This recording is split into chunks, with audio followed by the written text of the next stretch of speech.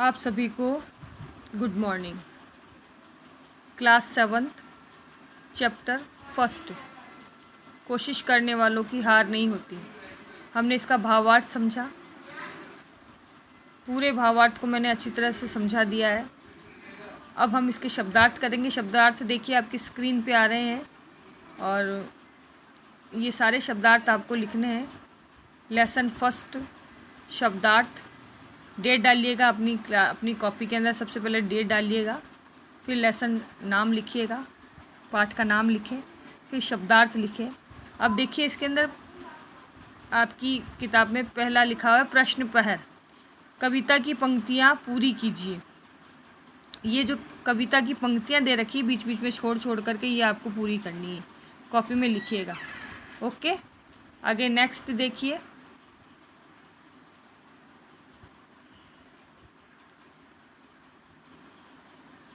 Next है आपकी कविता के आधार पर सही विकल्प के आगे राइट लगाइए। लहरों से डरकर नौका पार नहीं होती से अभिप्राय है कि इसका आपको राइट आंसर टिक लगाना है ना। तो पहला ए है, नौका लहरों पर ही चलती है, उससे डरना नहीं चाहिए।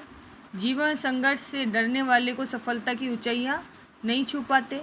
जब जल में लहरें हों तो नौका नहीं चलानी चाहिए। तो इसका आपका राइट आंसर क्या है? ब, जीवन संघर्ष से डरने वाले सफलता की ऊंचाई नहीं छू पाते। ये आपका राइट आंसर है। सेकंड है, नन्ही चींटी दीवारों पर 100 बार फिसलती है से अभिप्राय है जीवन संघर्ष में असफलताएं भी मिलती है। चींटी भली प्रकार दीवारों पर न चढ़ पाने के कारण फिसल जाती है। चढ़ने के लिए फिसलना आवश्यक होता है। तो इसका सही आंसर है जीवन संघर्ष में असफलताएं भी मिलती हैं।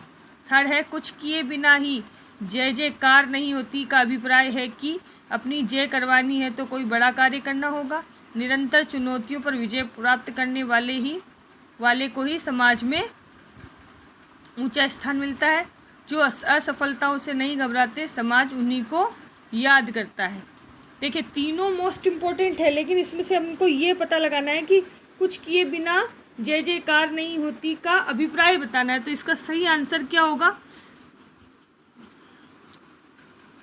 निरंतर चुनौतियों पर विजय प्राप्त करने वाले को ही समाज में उच्च स्थान मिलता है ना। लोग तभी तो याद करेंगे जब आप कोई ऐसा महान कार्य करेंगे, तब आपको लोग याद करेंगे। जैसे गांधी जी हैं, सुभाष चंद्र बोस हैं, आज़ाद हैं, भगत सिंह है ना। इन लोगों ने कोई महान कार्य करा है तभी तो उनको याद किया जाता है।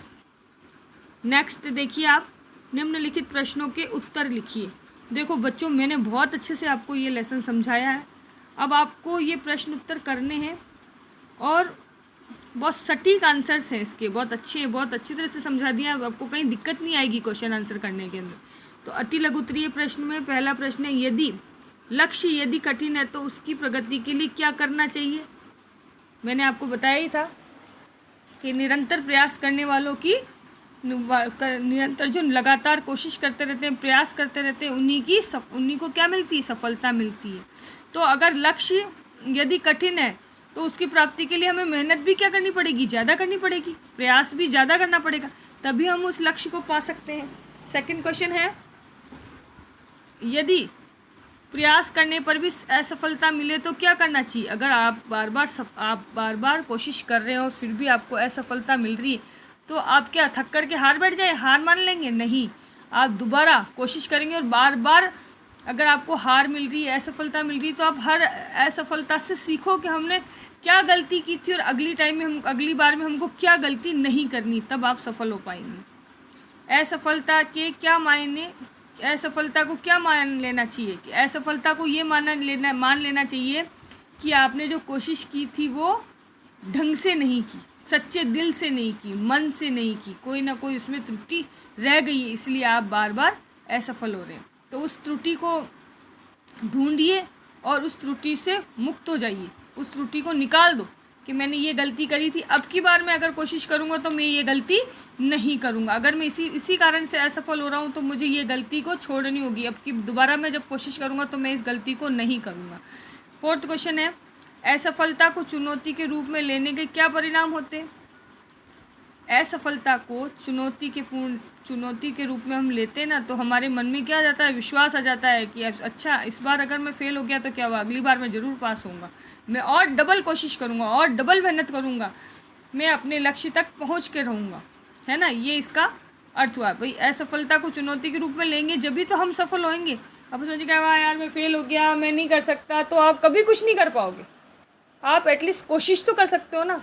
ठीक है कि हमको कोई सब्जेक्ट नहीं आ रहा है, या हम किसी में, मैं पढ़ाई से रिलेटेड कोई बात नहीं करूँगी, सारे फील्ड की बात कर रही हूँ, हर जगह की बात कर रही हूँ, अपने जीवन की बात कर रही हूँ, चाहे वो नौकरी हो, चाहे वो पढ़ाई हो, चाहे वो ड्राइंग हो, चाहे वो डांस हो। जो काम हमको नहीं आ रहा है तो हम कोशिश तो करेंगे ना। कोशिश करेंगे जब भी, देखिए लगातार कोशिश करने से ही हम उसमें क्या होता है कि हम उसके अंदर हमारा निखार बढ़ता जाता है ना, हम उससे सीखते जाते हैं।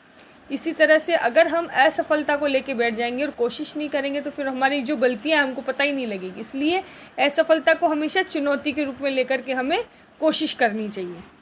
ओके, नेक्स्ट लघु उत्तरीय और दीर्घ उत्तरीय हम क्वेश्चन कल करेंगे। Thank you.